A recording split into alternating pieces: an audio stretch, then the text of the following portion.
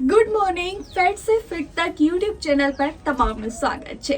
શિયાળાની શરૂઆત થઈ ચૂકી છે ને શિયાળામાં ખરેખર ખૂબ મજા પડે છે, પરંતુ તમે ઘણા બધા એવા પણ હશો કે જે ટેન્શનમાં આવી જતા હશો શિયાળો ચાલુ થતા જ, અને તેની પાછળનું કારણ મોટા ભાગનું એ હોય છે કે લોકો શિયાળામાં સારું એવું વજન વધારી લે છે ને એટલા માટે ટેન્શનમાં આવી જાય છે, ખરું ને? તો ચાલો તેની જ આજે વાત કરવી છે કે શિયાળાની અંદર એવી તો 10 ભૂલ તમે કઈ કરો છો કે જેને કારણે શિયાળો પૂરો થતા એટલે કે 4 મહિના પત્તા ખાસું એવું વજન વધી જાય છે। એક પછી એક તમને આ ભૂલો સમજાવીશ અને સાથે તેને કઈ રીતે એવોઇડ કરી શકાય તેની વાત પણ કરીશું। જે લોકો આ ચેનલ પર નવા છે તેમને હું કહી દઉં કે મારું નામ છે ડાયટિશિયન સીમા અને હું સર્ટિફાઈડ ડાયટિશિયન છું। છેલ્લા ઘણા વર્ષોથી હું પ્રેક્ટિસ પણ કરી રહી છું, એટલે આ ચેનલ પર હું જે કંઈ પણ વાત કહું છું તે મારા અનુભવ અને રિસર્ચ બેઝ હોય છે, એટલે તમે આંખો બંધ કરીને તેને ફોલો કરી શકો છો। અને સાથે એકવાર તમે આ ચેનલ પર વિડીયો જોઈ રહ્યા છો, પસંદ આવી રહ્યો છે, આગળના વિડીયો પણ તમે જોયા છે, પરંતુ હજુ સુધી ચેનલને સબસ્ક્રાઇબ નથી કરી તો સબસ્ક્રાઇબ પણ કરી લો અને સાથે બેલ આઇકન પણ દબાવી દો, જેથી જે પણ નવો વિડીયો અપલોડ થાય તે આપના સુધી પહોંચી જાય। ચલો હવે મૂળ વાત પર આવીએ કે શિયાળામાં એવી તો કઈ ભૂલો છે કે જેને કારણે વજન ખાસું એવું વધી જાય છે। તેમાં સૌથી પહેલી ભૂલ એ છે કે બ્રેકફાસ્ટમાં સ્મૂધી અથવા તો ઓવરનાઇટ ઓટ્સ લેવા। આઈ નો, મને ખબર છે તમે એ જ કહેવાના છો કે તમે જ કહો છો કે એ તો હેલ્ધી ઓપ્શન છે, બ્રેકફાસ્ટમાં આ ઓપ્શન લેવો જોઈએ, પરંતુ સિઝન, બોડી ટાઈપ અને વ્યક્તિની કઈ રીતની લાઈફસ્ટાઈલ છે તેના પ્રમાણે બ્રેકફાસ્ટના ઓપ્શન સિલેક્ટ કરવા જોઈએ। જેમ કે અત્યારે શિયાળાની ઋતુમાં જો તમે ઠંડા બ્રેકફાસ્ટ લેશો તો થશે શું કે તમે સ્મૂધી અથવા ઓવરનાઇટ ઓટ્સ લીધા તો આમ પણ આપણી જઠરાગ્નિ મંદ પડેલી હોય છે, એટલે કે મેટાબોલિઝમ ડાઉન હોય છે, અને તેના અંદર થાય છે એવું કે તમે ઠંડા પદાર્થો નાખશો તો સારી રીતે પચશે નહીં। એટલે શિયાળામાં શું કરવાનું છે?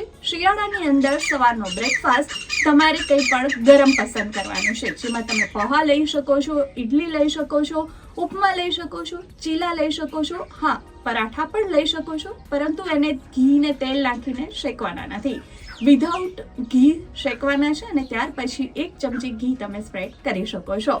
હેલ્ધી ઓપ્શન પણ છે, તમને એનર્જી પણ આપશે અને દિવસભર તમને ક્રેવિંગ પણ નહીં થવા દે। બીજી ભૂલની વાત કરીએ જે બહુ કોમન છે, અને તે છે પાણી ઇન્ટેક ઓછું કરી દેવું। શિયાળાની અંદર આપણને તરસ ઓછી લાગે છે અને તેને કારણે એવું થાય છે કે આપણે પાણી ઓછું પીએ છીએ, પરંતુ એવું બિલકુલ ના કરવું જોઈએ, કારણ કે શિયાળાની અંદર પણ શરીરને એટલા જ પાણીની રિક્વાયરમેન્ટ હોય છે જેટલી ઉનાળા કે ચોમાસામાં હોય છે, અને તેના માટે બેસ્ટ એ છે કે તમે કોઈ પણ રિમાઇન્ડર મૂકી દો। આજકાલ તો ફોનમાં ઘણી બધી એવી એપ પણ અવેલેબલ છે જેમાં રિમાઇન્ડર મૂકીને પણ તમને યાદ આવી જશે કે તમારે હવે પાણી પીવાનું છે। એટલા માટે જો હાઇડ્રેટેડ રહેશો તો ક્રેવિંગ પણ નહીં થાય, પેટ પણ ભરેલું રહેશે, એટલે ઓવર ઇટિંગ પણ નહીં કરો। ત્રીજા નંબરની ભૂલ, શિયાળાની અંદર ઠંડી સારી એવી હોય છે, એટલા માટે આપણને ચટપટું ખાવાનું મન થતું હોય છે, ગરમ કંઈક ખાવાનું મન થતું હોય છે, અને પરિણામે આપણે શું કરીએ છીએ? ભજીયા ખાઈ લઈએ છીએ, અથવા તો તીખું તળેલું, ખાસ કરીને તળેલું વધારે પસંદ કરીએ છીએ, સમોસા છે, કચોરી છે કે બાકી કંઈ પણ ફરસાણ, અને તેને કારણે શું થાય છે? વજન વધી જાય છે। એટલા માટે જો તમે પણ આવું કરતા હોય, શિયાળામાં તમને ચટપટું ખાવાનું મન થતું હોય ને તમે આવું તીખું તળેલું પસંદ કરતા હોય તો એની બદલે તમે રોસ્ટેડ મખાના લઈ શકો છો, રોસ્ટેડ પીનટ લઈ શકો છો, રોસ્ટેડ ચના લઈ શકો છો। આ તમને મજા પણ આવશે અને સાથે તમને એનર્જી પણ આપશે અને તમારું વજન પણ ઘટાડશે। ચોથા નંબરની ભૂલની વાત કરું તો તે એ છે કે આપણે શિયાળાની અંદર ચા કોફીનું સેવન વધારી દઈએ છીએ કે શરીરમાં ગરમાવો મળે। તમારે જો શરીરને ગરમાવો જ આપવો હોય તો તમે હર્બલ ટી પીવો, ગ્રીન ટી પીવો, કાવો પીવો, આ હેલ્ધી ઓપ્શન છે, શરીરને ગરમાવો આપશે, શરીરને પોષક તત્વો પણ આપશે, અને સાથે તમારી જે પણ ફિટનેસ જર્ની છે તેને બ્રેક પણ નહીં કરે। એટલા માટે, કારણ કે ચા અને કોફીમાં કેફીન હોય છે અને વધારે પડતું તે તમે પીવો છો તો તમારા શરીરને નુકસાન કરે છે। એટલું જ નહીં, એની અંદર આપણે સુગર એડ કરીએ છીએ। રિફાઇન્ડ સુગર શરીર માટે ખૂબ જ ખરાબ છે, અને એટલા માટે બને તો તેને બિલકુલ ના લેવી જોઈએ। અને તમે ઘણી બધી રીલ્સમાં કે સેલિબ્રિટીઓને પણ કહેતા સાંભળ્યા હતા કે વર્ષો થઈ ગયા રિફાઇન્ડ સુગર નથી લીધી।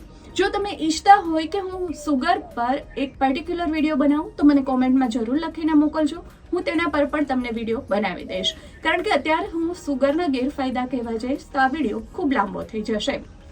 હવે પછીની ભૂલ છે એ તો ખૂબ કોમન છે અને તે છે કે શિયાળામાં ઊંઘ બહુ આવે છે, એટલે સવારે આપણે મોડા સુધી સૂતા રહીએ છીએ.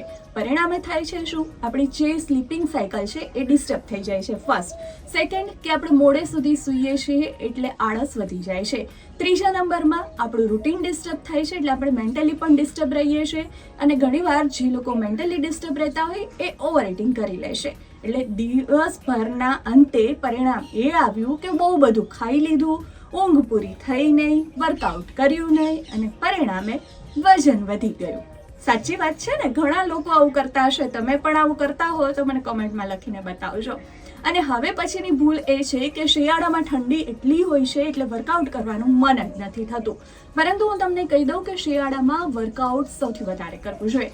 એક તો તમને એનર્જી ભરપૂર રાખે છે, બીજા નંબરમાં તમે ઉનાળામાં ઘણીવાર એવું થાય છે કે પસીનો વધારે વહેતો હોય ને આપણે પ્રમાણમાં વધારે ઝડપથી થાકી જઈએ છીએ, ત્યારે શિયાળામાં એ થશે કે તમે થાક પણ નહીં લાગે અને જો સવારમાં વર્કઆઉટ કરી લીધું ઉઠીને તો તમે દિવસભર એનર્જેટિક રહેશો, ક્રેવિંગ પણ નહીં થાય, ઊંઘ પણ સારી આવશે, એટલે તમારી આખા દિવસની સાયકલ સારી રહેશે, વજન પણ ઘટશે અને સાથે મેન્ટલી પણ પીસફુલ રહેશો.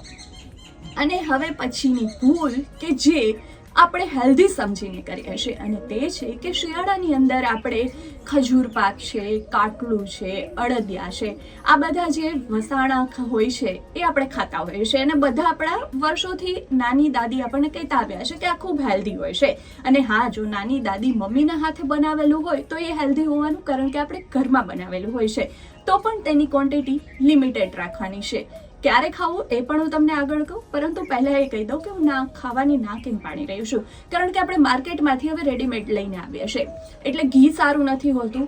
એ લોકો ખાંડનો મોટા પ્રમાણમાં ઉપયોગ કરે છે. જેમ કે ખજૂર પાક છે એ તમે ઘી, ખાંડ, ગોળ વગર પણ બનાવી શકો છો. જી હા, બરાબર સાંભળ્યું તમે.